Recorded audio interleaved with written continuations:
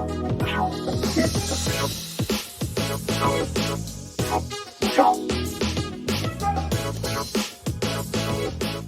everybody, it's Brian Perry, Keller Williams Realty, Perry Home Solutions, here once again with Aaron Swenson from PRMI. Aaron, How are you doing? Good, how you doing? I'm doing fantastic. Good. Thank you for asking.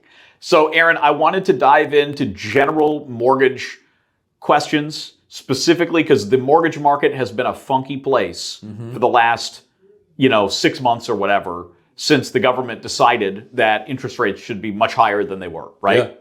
So I guess the first question is, can you give us an overview of what's happening in the mortgage market, what people should be aware of right now? Sure. So I'll tell you one of the most important things that a completely misconception of interest rates. So you see consistently that the government's raising prime. Just so you know, prime is not tied to the actual interest rates that we are going off of. So the news won't tell you this, but I'll tell you right now is that prime is the things that make up a home equity line of credit. It makes up the car loans, the credit cards, things like that. That's the rate that the government charges banks to get the money from the government. Yeah, so if you do a home equity line of credit on your house, I have thousands of clients trying to get out of this right now because every single month they raise prime, their payment's going up and up and up and up and up to the point that they can't afford it anymore. What kind of loans are those? Those are home equity lines of credit. So you usually reference And those are variable rate loans? Yes. Wow. They're HELOCs and they're tied to prime. Sheesh. So the problem is if you are sitting in here and trying to do it, it's like people have a great interest rate on the first mortgage and they have a terrible rate on the second mortgage, so they don't really have any choice but to refinance, but they don't want to get rid of their 2.875 that they have on their current mortgage. Right. So the point is, when you look at prime versus what the real interest rates are dictated on, it's based on the bond market. So how bonds are selling make up what the interest rates are on the market, not what you see on television that the government's raising interest rates. It actually has nothing to do with the actual current market. Just so you guys know, our interest rates went down 0.25% when the government raised interest rates 0.5%, which again, the media won't tell you that. They want you to think, oh my gosh, the housing market's crashing and this is a terrible time to buy. Yeah, well, that's fair. I appreciate the update on that. So now, so going beyond that, interest rates in the mortgage industry have risen. What does a buyer need to know right now about buying a house as far as what mortgage instruments are options for them, how they should look at things, how they should approach buying a house right now? Any advice? Yeah, absolutely. So I would tell you that you can always refinance your mortgage. That's the thing that people have this idea I'm going to wait until interest rates come down. That is one of the worst things that you can do. Because obviously you know what the market was 2 years ago where you're buying a house, you put in, you have 20 offers on a property and people are paying $20,000 above market price. It was a crazy time. Yes, and you do not want to wait in this market. And I hear this almost daily about how people think that this is going to be the crash of 2008. I was in the market in 2008 and I can tell you 100% that's not going to happen. You have to remember what controls the market. We have 1,200 people a day moving to Florida, and you have a rental price increase by 35%, which means... let me jump in on that because to your point, one of the big problems that happened over the last couple of years is a lot of people were just priced right out of the market. They couldn't buy. And there were buyers that I was talking to 2 and 3 and 4 years ago that said, nah, you know what? I want to wait. I want to see what happens. I want to see prices come down. And what happened? The opposite. They shot up. And what shot up with prices? Rents. Right? Rents I believe, went up more than prices percentage-wise. Absolutely. Rents are preposterous, right? And so some of these people are just in horrific situations. And when you get a mortgage on a house, it is such a fantastic thing over the long term. Because if you look at how rents increase compared to your fixed rate mortgage that basically does not change for 30 years, it becomes quite an incredible proposition. Absolutely. And then if you compare it to inflation, which is a part of that, right? That mortgage just becomes less and less expensive every single year. And people that bought 2, 3, 4, 5 years ago are praising, the dirt that they did that because so many people are in such a terrible position in the last couple of years. Rents being increased, they're in a pickle. Some people had to move out of this area. Oh yeah. Anyway, sorry to take that, but I had to add that. No, absolutely. And I have clients right now that were paying $2,200 in rent that are now paying $3,000. I mean, literally, that's the type of increase that I saw. Now, I've seen it double. I've seen it double. It's crazy. Yeah. So, but I'll tell you is, I have this analysis that I can do. If anybody is thinking about waiting, I have something that literally you can call me and I can run this analysis that shows the cost of waiting. Okay, how much you're going to pay in rent versus how much equity you would build, even in a 2-year period of time versus a 10-year period of time. And that will tell you immediately, should I wait or should I buy, right? Because I can tell you right now, even in this market with interest rates, on a conservative increase of the market, is they're appreciating at about 4.3%, right? Property values are still going up by 4.3%, and it'll be 20% when the interest rates come back down to 4.25%. Yeah, it's funny. I had a conversation with a gentleman recently, and his perception was he wanted to wait until prices came down. And he said, well, I think they're going to cut rates.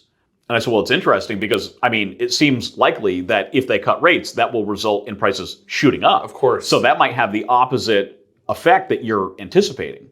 And if rates do go up, then that might have potentially an opposite effect.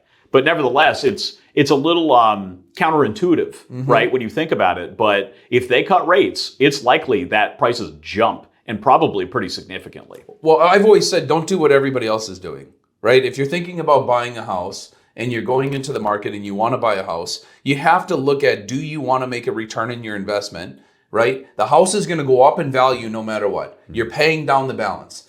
You put it into this perspective. If you're paying $3,000 a month in rent, right? That's $36,000 a year. And what do you get in return? A handshake Nothing. from the landlord, Yep. right? Here's your keys, here's a handshake. Let me go, try to find something. Well, what you get is you're paying the landlord's mortgage down, you're making them money, plus they're making a profit in the interim, and then you're stuck holding the bag at Correct. the end because now when you go to buy a house, houses just went up by 20%, and it's so much more expensive. Now, I don't want to, I have to cut the video a little bit here, but I did want you to, we were talking about FHA financing and everything. I don't know if that's something that you'd like to talk about or not, but I wanted to ask you if you wanted to dive into that. Yeah. Because you said that there's a lot of interesting things happening with FHA loans versus conventional. It's amazing. So like the conventional versus FHA interest rates, there's always this conception that conventional is better than FHA. To be honest, they're the same, right? Like the only difference is you get government financing versus Fannie Mae or Freddie Mac who's backing the loan. And FHA is easier to qualify for. Yeah. I mean, Right. you can go down to a 580 credit score with 3.5% down on FHA. Right. So here's the biggest thing that you have to understand between FHA and conventional is the conventional interest rates are 1.5% higher than an FHA loan right now. Just to put it in perspective. Conventional interest rates are 1.5% higher than FHA loans. Correct. That's amazing. So from clients' perspective, Is that normal? Or No. is this just some kind of crazy thing that's going on right now? it's usually like conventional is usually very competitive with FHA. Like maybe FHA is always a little bit better, maybe by a percent, but it's never this big of a distance. That's amazing. And that's why even people that are putting down 20%, I know this is going to sound crazy, I'm having them go into an FHA loan, even paying private mortgage insurance.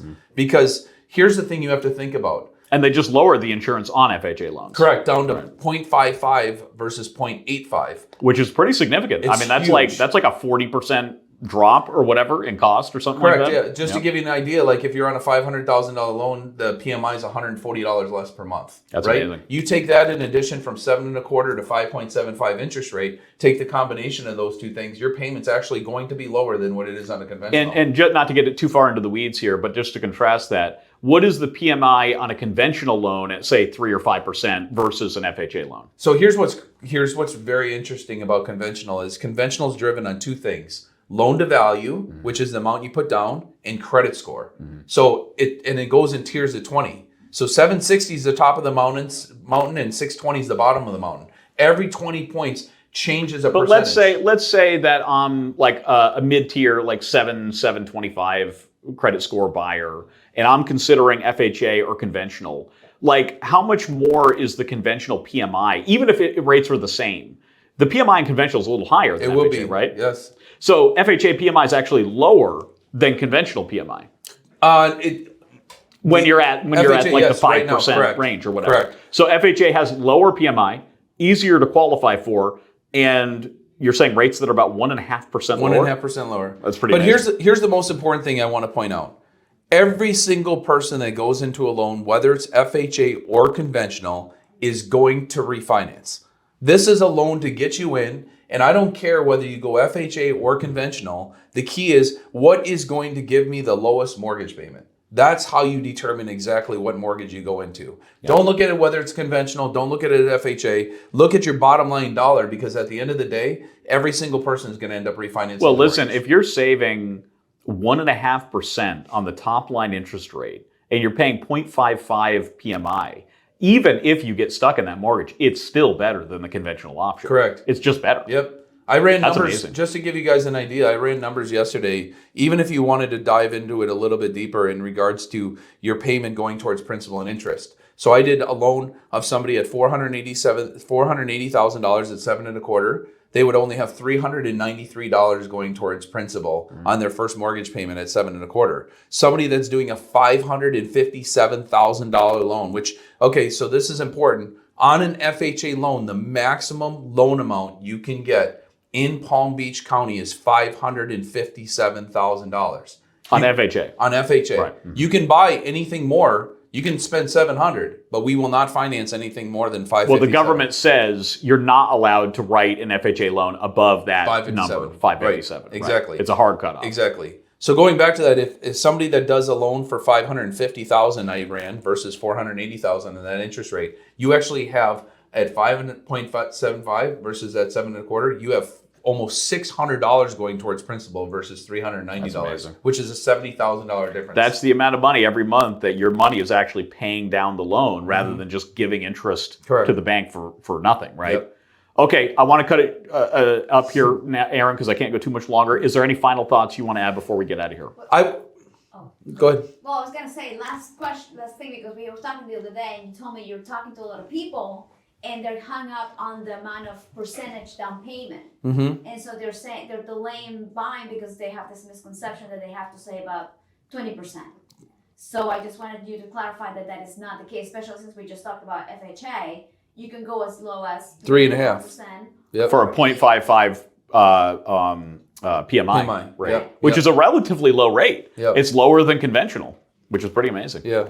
I mean, you only need 3%, right? Here's the thing that you guys have to 3.5 for FHA. 3.5 for FHA. Right, yeah. But the thing I do like about FHA is you can even get that as a gift from a family member, right? So you could have a 100% gift. So if you're thinking about buying a house and you're short on money, you can get it from an immediate family member, from, grandmother, uncle, cousin, anything. They can gift you money to be able to purchase. Yeah. But my final thought on this is, And you got to see our last video, which is on Hometown Heroes. So you could actually get potentially the entire down payment and closing costs completely covered, and you don't have to interact with a family member at all. If Exactly. you qualify for Yep, that program. up to 5%. Anyway, sorry, didn't mean to so, interrupt you. but my final thought is that don't allow people to tell you, and you always get advice from people that don't work in the market, right? It's always people that are like, oh, you shouldn't buy a house, the market's crashing. They don't even work in the real estate market or the finance market. Very true. But the thing I would tell you is that do not delay buying a house, because you will regret it when the market comes back, which it will. I know everybody's running dumpster fire right now, but I'm telling you right now that the market is going to recover. The interest rates will come back. And this is the biggest piece. We have a presidential election coming up this year. This is my 6th one since I've been in the industry for almost 23 years. Next year, you mean. Huh? Next year. well, yeah. this year is when the primaries would start, right? I think. Yeah, next year. So next year is the presidential election. Is it But next this year? is Yeah. all Primaries this year. preparation where I'm telling you 100% it's complete manipulation of the market, right? How do you make things look great? You have to have everything look terrible. So I'm just So telling you you. crash it before you make it better? Correct, yeah. Well, that's the only way, right? Because if you think about it from that perspective and you're going towards trying to become reelected or anything, when you have you look at our market, inflation, gas prices, food prices, interest rates, housing market, everything. Well, if everything looks like it's crashing and all of a sudden, God said he's a hero in 6 months right before the election, what do people remember? They're not going to remember the last 3.5 years. They're going to remember the last 6 months. That's right. So it's really important to remember. Well, remember, all those things going up, gas, food, etc. The one thing that didn't go up, if you got a mortgage 5-6 years ago, that's the same. Yep. That didn't go up. All right, Aaron. Thank you very Thanks, much. Ryan. Thanks Appreciate for it. having me. Bye.